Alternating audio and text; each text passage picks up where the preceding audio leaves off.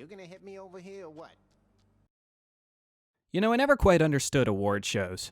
I don't think I'm alone here. It seems like nowadays an Oscar or an Emmy are worth a lot less today than they were 20 or 30 years ago. I think my generation gives less of a shit about these trivial, meaningless awards than generations before. Thank you, fellow Zoomers. People these days have so much more access to TV, movies, and music than ever before, so people just like what they like. They really don't care what some board of so-called professionals tells us is the best film. And don't go calling them movies or you'll piss them off. The sad thing is, these shows rake in truckloads of cash for their filmmakers, presenters, and advertisers. So I guess I really don't blame them for driving that nail into the wall further. Wow, Ricky Gervais sure hates award shows. He's hosted the Golden Globes 5 times, and he's roasted them this whole set. Why on earth does he keep saying yes? Video games as a medium haven't really been in the spotlight long enough to establish its own staple award show. First we had the Spike TV show. Nowadays we have the Game Awards, which has been going on for about 6 years now. So every December we get to watch Jeff Keighley try to break the world record for most awards given to Naughty Dog in a few hours. On top of this, every games magazine and website also gives their own Game of the Year, which is sort of exciting, I guess. Even Steam has their own awards.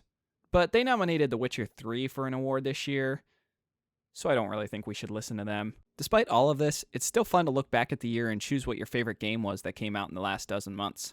I didn't get to play that many new video games this year, especially considering I don't have a PS4 and thus couldn't play games like The Last of Us, Ghost of Tsushima, or Final Fantasy VII. I'm just waiting for the PC ports. Despite all of this, 2020 gave us one of the greatest games I've ever played. Like ever. Hades is incredible, and you should play it. Now, I'm certainly not the first person to say this, and I certainly won't be the last. Supergiant Games have sort of created their own little cult following with their last few games. One that I'd gladly give my left nut to. And in a way, Hades is just a culmination of all the best parts of all their previous titles. You got the randomly generated level design and varied weapon schema from Bastion. You got the strategy and room layouts as well as enemy design from Transistor. And you got the narrative/glorified dating sim bits of Pyre. All compiled together to give us Hades, the roguelite dungeon crawler dating sim where everybody is hot and I just want to finger bang Artemis. Before I start everything, slight rant. The terms roguelite and roguelike and rogue whatever, they all suck. And for some reason, people are way too defensive about it. If I go into a Risk of Rain subreddit and bring up that dreaded letter T, I'm gonna get canned. The words are too similar for genres that really aren't all that different. I'm gonna coin the term rogue action games, with a hyphen. Please spread the word so that way people can shut up for once. Now, Hades is a proper rogue action game in the sense that every run is unique from the last, but is not endless and progression is carried on from run to run. You do your first run, weak as hell, you die instantly and then you're back to the beginning, but you gained resources and more importantly, you gain knowledge. I'm going to go over each of these in more detail. First, the resources. You get a few different resources, very few of which actually give you any direct benefits. The keys and the gems are used to unlock new things. Weapons, achievements, decorations, etc. The bottles of piss nectar are given to characters to increase friendship with them, and that's where the dating sip bit comes in. And these give you keepsakes, which give you slight perks. Then the darkness, which lets you power yourself up in a variety of different ways in the mirror. But these power-ups aren't just pure stat buffs.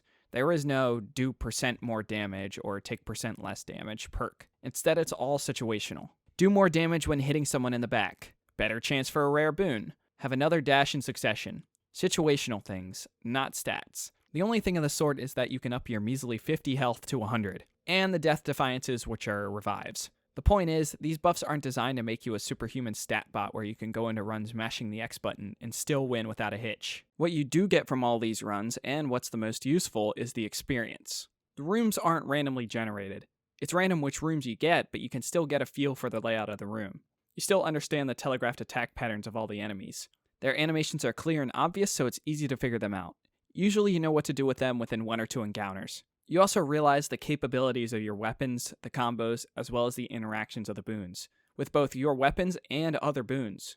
The game doesn't just give you numbers and say, check it out, see how much you're improving, with both a shit-eating grin and a wink. You get farther and progress because you are better at the game. It is incredibly easy and satisfying to see yourself improve in Hades, which is something just about every game of this sort does terribly. Even if you get crap RNG and you don't get the buffs you want, you could still very easily win the run because you are good at the game. This is the central theme of the game, that both Zagreus as the protagonist and you as the player are both working to achieve, getting the experience needed to grow stronger and escape. On top of all of this, you have 6 different weapons, all of which play wildly different from each other. It's actually really neat to see just how different all these weapons play with only 2 buttons each. And each weapon has 4 different variations, which completely change the style of play of the weapon, meaning you got 24 very different weapons to choose from. Sick of the flimsy sword? Switch to the Poseidon aspect and start a cast-centric build. Sick of the sword in general? Pick the bow. And once you're done with the bow, maybe get up in their face with the aspect of Talos gauntlets. Then maybe back to the sword again. It is very hard to get bored in this game considering the sheer amount of options you have from the very start. Not to mention the fact that you get 2 dataless hammers which completely change the attacks of the weapon mid-run. Now most rogue action games fall into a sort of a longevity trouble here, where the builds are numerous and the power-ups are everywhere, but it all starts to lose its charm after a while and you realize that the game's core gameplay loop isn't very exciting. Hades has a gameplay loop, but good God, it's satisfying as hell. I've been playing the game since early access for a little over a year, and damn, I just keep coming back to it. Supergiant made this seemingly simple gameplay loop addictive, and to be honest, I'm struggling to figure out exactly why, but I'm almost positive it's the dash. It's a really, really good dash, and it adds just so much speed and fluidity, and it brings all those simple pieces together in a clean and fast way. It's instant, you can do moves out of them, and you can even do 2 of them in a row if you want to change directions after the first. But best of all, it's invincible. This adds tons of skill and reaction that wouldn't be there if you could get hit while dashing. It seems like such an obvious decision, but how many games have you played that instantly kill your momentum by locking you into a dash and getting punished for it? The skill and momentum that simple button brings makes the gameplay so much more addicting than it has any right to be. I think the RNG of many of these rogue action games is very off-putting to a lot of players, especially the casual bases, me included.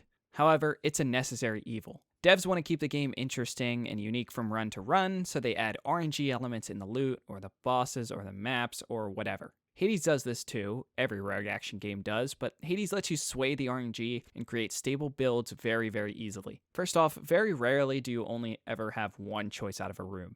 More often than not, you have a choice of 2 or 3. Even then, you have ways to change your choices, be it the rerolls of the paths or the boons itself. When you receive a boon, you are more likely to get boons from the same god later into the run. Not only this, but the rarity of the later boons are increased, meaning you get stronger buffs the more boons you have. It's the best of both worlds, pretty genius honestly. Devs get to play with their RNG, players get to influence it and build off of it in a way that's not frustrating. Hades is certainly not the first game to do this, but Supergiant did it really well. Okay, I've rambled about the gameplay enough, but there is one more piece I want to talk about with it before I move on to the presentation side of things.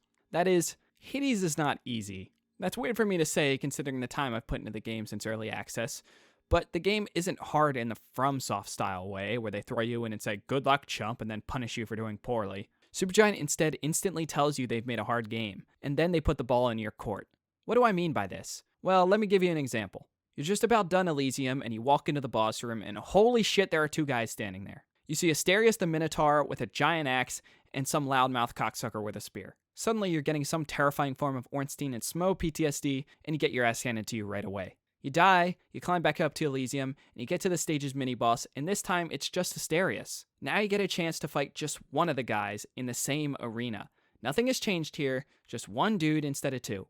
You learn his attack patterns, you get him down to a quarter health, and the dude just dips. Now you're on your way to the boss, and there they are again. But on the exact same run, you learned how to beat Asterius. And he's down to 3/4 health as a reward for beating him earlier. Now beating both bosses doesn't seem too bad, because you already know how to beat one. These kind of nods and tips are strung everywhere, which emphasizes the theme of the game. You as the player are getting the experience you need to grow stronger. Now let's talk about the presentation of the game, because oh boy, there's a lot to talk about here. First off, let's talk about the art style. It's really impressive. The character portraits are seriously jaw-dropping. It's so much fun to see everyone's expressions and reactions. Although I wish we had some more art for the Olympians, as we really only have one portrait for each of them, even though we get many for the Underworld characters. The in-game animations are a little weird. Not terrible, just strange. Zagreus runs like Officer Earl from Cloudy with a Chance of Meatballs. Take that as you will. The characters' sexy-ass portraits are coupled with their near-flawless voice acting. It's a Supergiant game, therefore the voiceovers are great. Literally every character has great voiceovers. Literally all of them. On top of that, the writing is phenomenal. I've played this game almost 100 hours, and I don't think I've heard the same line twice. There are just so many voice lines, and every update Supergiant just casually throws in a few hundred more, as if we wouldn't forgive them if they didn't. Every single dev can learn a thing or two from Supergiant. Their level of QC is unrivaled, and the way they tell a story is unlike anything else. Plus, the game is funny. I don't think I've laughed harder at a game since Portal. For some reason, every character struggles to figure out what time it is, and Zagreus one time calls the Lernian Bone Hydra Lerny, and the health bar title changes for the rest of the game. You can absolutely tell that they put writing as the #1 priority in their development cycle, yet they don't skimp on any other aspect. Unreal. Okay, complaining time. I'd be lying if I said Hades is perfect, 'cause it's not. There are nitpicks here and there I could give it, but all of them end up boiling down to the idea that the game has a massive clarity issue. For example, you take damage, but the game treats varying amounts of damage differently. I don't know exactly what the numbers are, but if you take a big hit, the game will sort of freeze and black out to let you know that you just took a sizable chunk of damage. But little bits of damage won't do this. They'll just pop a little red number by the Zagreus model. But these incremental damages are often tied to lasers, or poison, active hitboxes, meaning you could take a lot of damage in a short amount of time, and it's hard to tell unless you are focusing on Zagreus and not your opponents. Which doesn't seem like a good idea, does it? Environmental hazards and traps suck because the hitboxes for the trap are faster than the animation, which you obviously wouldn't know unless you got hit. Similar deal with AoE moves and floor lava. The boundaries for the visual cues just don't line up with the hitboxes. It's not hard, it's just frustrating. Honestly, part of me thinks this is just an oversight. This really isn't a game-breaking issue, but it's enough for me to put it down in frustration. Okay, I've pretty much spent this whole video gushing, and I'm running out of clean pants, so let's wrap up. Right now you can get Hades on the Steam store for a measly $25. That is an unreal value. There is just so much content right now, and Supergiant just keeps adding more with regular updates. And by regular updates, I mean they just keep trying to make learning a threat. This is my 2020 game of the year, and it's not even close. Maybe I should do an award show at the end of the year. Huh? Seems like fun. Call it the SBs, maybe? Something to think about. Hey all, me again. I had quite a bit of fun making this one. I hope you enjoyed it. It was a nice reviewing an actual good game for a change. Just want to stop by here real quick and let you all know that I have socials. I have a Twitter and a Twitch. Links are in the description. Give me a follow if you so wish. Thanks.